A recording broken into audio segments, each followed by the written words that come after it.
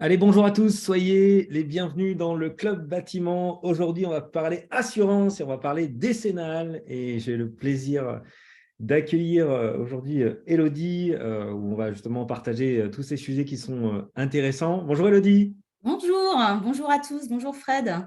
comment vas-tu? Très bien, très très bien. Et toi? Eh ben, super, ravi de te retrouver aujourd'hui pour ce live. On va donc parler de la décennale. Est-ce qu'en introduction, tu peux peut-être te présenter à notre communauté de dirigeants dans le secteur du bâtiment? Bien sûr, avec grand plaisir. Donc, je suis Élodie Renaud. Je suis gestionnaire de patrimoine depuis plus de 11 ans et j'ai créé le cabinet qui s'appelle Vestalis, qui est un cabinet de courtage en assurance. Je suis spécialisée pour les professionnels du bâtiment et notamment tout ce qui concerne l'assurance décennale, la dommage ouvrage, ce genre de choses. Mais aujourd'hui, on parle spécifiquement de la décennale. Voilà. Génial, merci. Ouais. Donc, tu es spécialisé bâtiment, et donc ça, c'est Oui. vraiment super pour nous. C'est pour ça que je Ouais. voulais te mettre en valeur dans ce live pour qu'on puisse parler de tous ces éléments qui sont intéressants. Mhm. Euh, alors, pour toi, finalement, c'est quoi les conseils principaux pour bien s'assurer, avoir une bonne décennale? Et on parle souvent aussi parfois des erreurs à ne pas reproduire. Donc, justement, par rapport à tes années d'expérience, par rapport à ton recul, c'est quoi un petit peu les erreurs que tu constates avec le temps, avec le recul? Si tu veux nous partager ton écran, je sais que tu avais un document à Oui, nous… absolument. Absolument. Alors, du coup, en fait, les premières erreurs que je vois, moi, déjà, c'est que vous payez tous trop cher, hein. Ah ben Ça, ça, on va être content alors. absolument. Il y a déjà un souci là-dessus, c'est que vous payez absolument trop cher vos contrats d'assurance décennale.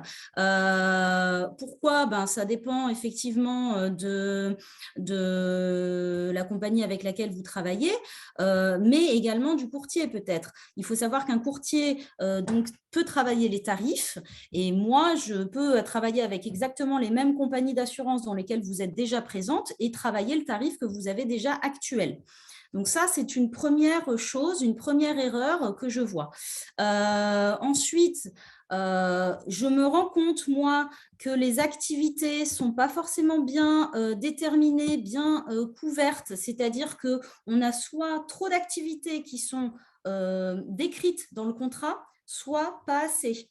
Donc attention, vigilance. J'ai rencontré des clients qui, par exemple, avaient comme activité la maçonnerie et puis qui, au fur et à mesure, ont fait, ou je ne sais pas moi, de la peinture, et puis qui, au fur et à mesure, ont fait du placo et n'ont pas renouvelé leur contrat avec ces garanties-là. Donc attention, vigilance à ce que les garanties des activités soient bien présentes. Également, une autre erreur que j'ai notée, c'est que pour vous appâter, vos chers conseillers en assurance vous proposent de vous assurer sur un chiffre d'affaires qui a été sous-évalué. Comme ça, vous payez moins cher votre prime. Mhm.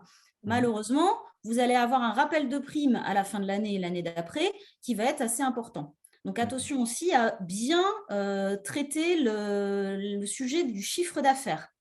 Voilà. D'accord, super. Est-ce que tu voulais nous partager la slide où justement tu avais été partenaire? Oui, alors donc voilà, donc vous avez mon site internet, hein, vestalis.fr, hein, que je vous invite à consulter, vous aurez tous mes coordonnées. Je travaille pour les particuliers, les professionnels, mais surtout les professionnels du BTP avec leur décennale. Je travaille également sur les assurances véhicules, les flottes de véhicules, tout ça. Vous avez ici tous mes partenaires. Donc il faut savoir qu'aujourd'hui, Vestalis, j'ai une trentaine de partenaires d'assurance et spécifiquement sur la compagnie, l'assurance décennale, je vais en avoir une dizaine. Donc, avec des porteurs de risques que vous connaissez, hein, Ergo, QBE, etc. Je travaille avec toutes ces compagnies d'assurance au même titre et ça me permet d'avoir du coup une offre assez large à vous proposer et en termes de tarifs et en termes de garantie. Une D'accord. Donc, toi, ce compagnie qui va fait que plus la s'assurer plupart du temps, tu es bien placé, c'est que justement, tu interroges plusieurs intervenants absolument. pour pouvoir faire la meilleure proposition à ton client, c'est ça? Tout à fait, puisque en tant que courtière en assurance et non pas agent, je suis non exclusive à une compagnie d'assurance. Donc, je peux aller travailler des dossiers, des tarifs, des garanties pour mon client. Moi, je travaille côté client, pas côté compagnie d'assurance, dans l'intérêt Génial. du client. Super, Ouais. super. Donc, je continue. La décennale, qu'est-ce que c'est? Je pense que vous savez tous ce que c'est que la décennale, mais on va refaire un petit point. Ça vient de la loi Spinetta, qui est arrivée au journal officiel de janvier 78, qui vous oblige depuis lors à être en possession d'une décennale. La décennale, ça court pendant 10 ans, de manière incompressible, à partir de la date de réception des travaux. Donc, à partir du moment où le particulier a accepté l'ouvrage et il a signé. Voilà. Et depuis Et la donc, loi. il est obligatoire de faire signer la réception de fin de chantier dans ce cadre-là. Voilà. Absolument, absolument. Donc, pour quels travaux? Là, on sait bien qu'il s'agit des travaux de construction, d'extension, de rénovation. Donc, tout ce qui est ouvrage de fondation, de viabilité, les équipements qui sont indissociables au bâtiment, donc tout ce qui est plafond, plancher, chauffage, huisserie, etc. Tout ça, c'est les travaux qui sont soumis à décennale. Du coup, pour qui? Tout ce qui touche à la solidité de l'ouvrage et tout ce qui fait que ça va induire que l'ouvrage sera impropre à sa destination. Donc, par exemple, s'il y a mauvaise étanchéité, dégâts des eaux, des problèmes de canalisation, ce genre de choses, c'est soumis à la décennale. Pour quel métier, du coup? Tous les métiers du gros œuvre, tous les métiers du second œuvre, les professions intellectuelles du bâtiment, donc tout ce qui est bureau d'études, techniques, les architectes, les géomètres, etc. Et tout ce qui est promoteur immobilier, les constructions de maisons individuelles également. D'accord. Voilà. Super. D'accord. Très Je bien. pense que c'est clair, je fais rapide, mais normalement, si vous êtes là, c'est que vous êtes peut-être un peu concerné par tout ça et que vous savez que vous en faites partie. Vous avez sûrement déjà votre décennale qui court, ou peut-être pas, si vous êtes en création de société, il faut le faire. Et effectivement, donc tout ce qui est gros œuvre, maçon, charpentier, couvreur, vérandiste, etc. Second œuvre, les électriciens, les plombiers, les carreleurs, etc. Vous êtes soumis à décennale. OK. D'accord. Super. Eh ben, génial. Merci pour toutes ces informations. Donc, Avec grand plaisir. toi, pour résumer, finalement, une des choses que tu constates souvent, c'est que, souvent, les tarifs des assurances auprès de la décennale sont souvent pas tout à fait adaptés, donc soit parfois trop chers, soit qui ne correspondent plus tout à fait à l'activité du moment. C'est-à-dire qu'effectivement, quand on a une boîte et puis quand on cherche à se développer, on peut se développer aussi rapidement et amener d'autres compétences. Et parfois, effectivement, les décennales sont plus tout à fait alignées avec les métiers, quoi. Absolument, absolument. Le tarif trop cher, je le rencontre assez fréquemment et je vous dis de toute façon, moi je peux le travailler puisque c'est un travail sur lequel j'ai tout à fait la main. Et effectivement, je m'aperçois que c'est souvent le cas. Beaucoup de mes clients ont des tarifs avant de me rencontrer plus chers qu'après. Voilà. D'accord. Bon, ça, c'est une bonne nouvelle. Et alors, il y a une question dont je voulais te parler, Oui. et c'est souvent une chose qui revient souvent, c'est que, par exemple, je prends un chantier global et puis j'ai une partie qui doit être sous-traitée, d'accord? Oui. Euh, comment cette sous-traitance rentre dans ma décennale et comment ça peut se passer en cas de problème? Alors, le sous-traitant n'est pas obligé d'être en possession d'une décennale. Oui, Seulement, justement, c'est pour ça que la compagnie d'assurance, lorsque l'on fait le contrat ensemble sur votre décennale, demande à hauteur de combien vous confiez en sous-traitance. Certaines compagnies acceptent 15-20% de sous-traitance du chiffre d'affaires, d'autres vont jusqu'à 30%, mais pas au-delà. d'accord. Pourquoi? Parce que si effectivement il y a un sinistre, c'est la compagnie d'assurance de votre contrat décennal qui va être sollicité, Hmm, même si c'est le sous-traitant qui a fait une erreur. Donc, d'accord. il y a un maximum de chiffre d'affaires à respecter en matière de sous-traitance qu'il ne faut pas dépasser. D'accord. Donc, ça veut dire que tu me confirmes bien que dans les deux cas, même donc, si j'ai facturé moi-même auprès de mon entreprise la globalité du chantier, que mon sous-traitant ait une décennale ou pas, c'est vraiment ma décennale à moi qui va rentrer en première ligne. Et si par exemple, je ne suis pas assuré sur l'activité dont il a fait office, on ne pourra pas mettre en avant sa décennale à lui. Alors, on pourrait s'il en avait une, mais tous les sous-traitants n'ont pas de décennale.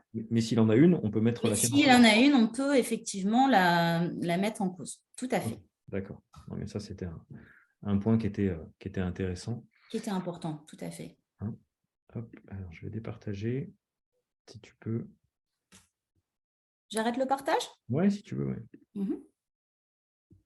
Voilà, eh ben, super. Oui.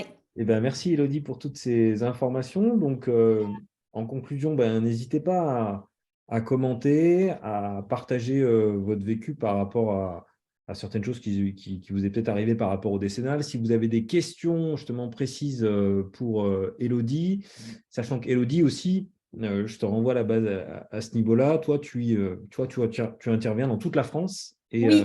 là-dessus, voilà, c'est ouvert, quoi.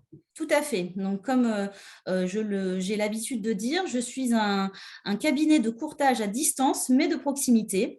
Donc, je rayonne sur toute la France et il n'y a pas de difficulté avec l'idée de ne pas pouvoir travailler à distance, puisqu'aujourd'hui, tout se fait en ligne, signature électronique jusqu'à l'envoi des documents, tout se fait en ligne et ça permet un sacré gain de temps, que ce soit pour vous, professionnels du BTP, qui manquaient de temps justement, je commence à 7h30 le matin, je finis à plus de 19h30 pour vous, voilà, pour justement m'adapter à vos horaires. Et également, ça vous évite de perdre du temps dans la circulation ou ce genre de choses, ou de faire des envois papier compliqués, de vous balader avec vos documents. On fait tout en ligne et on gagne du temps. Voilà. Génial. Eh ben, merci à toi pour ce partage. Donc voilà, je vous le répète, n'hésitez pas à partager, à commenter, à poser vos questions. Elodie, ce sera un plaisir d'y répondre. N'hésitez pas également à prendre contact avec Elodie. On mettra ses coordonnées sous cette vidéo. Voilà. Merci Fred. Voilà. Hein, et puis, pour nous, par rapport au club bâtiment, ben voilà, on vous rappelle qu'on a un accompagnement complet pour tous les dirigeants dans le secteur du bâtiment, voilà, qui font globalement entre 300 000 et 5 millions de chiffre d'affaires, avec un accompagnement complet sur tous les facteurs de croissance, avec des visios personnalisés, avec des visios de groupe, avec un accès au programme en ligne qui est juste génial, qui vous permet de balayer tous les facteurs de croissance dont vous avez besoin et de sortir très clairement de la tête du chantier, de parler des choses qui se passent avant et après, de mettre de la conscience et également très concrètement des process sur tout ce dont vous avez besoin pour gérer au mieux votre entreprise et gagner du temps et pouvoir améliorer cette organisation et pouvoir déléguer au mieux toute votre entreprise. Voilà. Bah, merci à toi, Elodie. Merci Fred, merci pour ce live. Je vous attends nombreux pour les questions et n'hésitez pas, je suis à votre disposition pour y répondre. Allez, génial. Merci beaucoup. Merci, À au revoir. bientôt.